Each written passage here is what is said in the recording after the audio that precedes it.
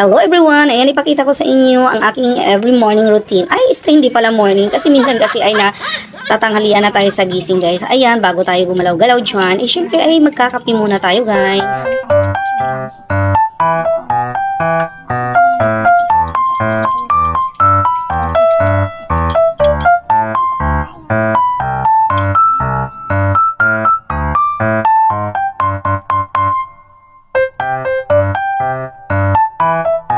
Siyempre, pagkatapos natin magkape, simulan na natin ang ating mga gawain. Una ay lutuan muna natin ang ating mga anak. Ayan, kasi papasok ang ating estudyante. At siyempre, yung ating kuya ay tulog pa. Pero ating pakakainin bago natin patulugin ulit. So, ayan lang po ang ating hinahanda guys.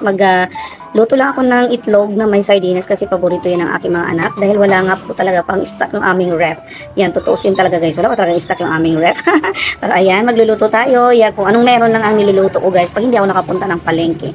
So, wala namang problema sa mga anak ko guys. Kung anong lulutuin ko ay kakainin na lang talaga nila. Pero, this time wala po talaga akong malunggay. Di ko napansin na wala na pala talaga akong malunggay.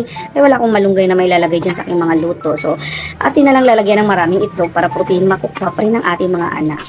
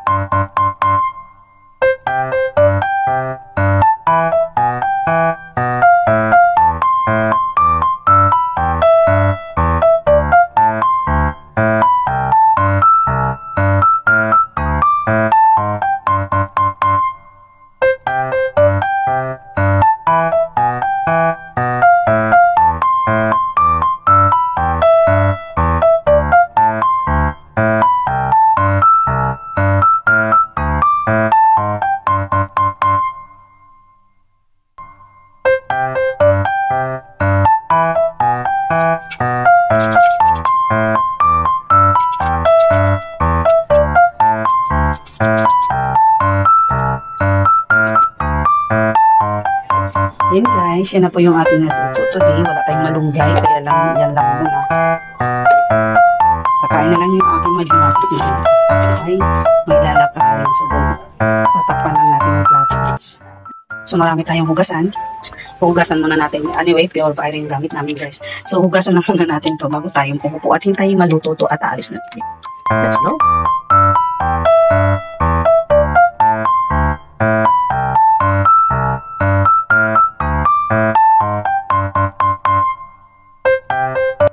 So ayan, tuloy na tayo sa ating lakad. That's for today's video guys. Thank you for watching. God bless everyone.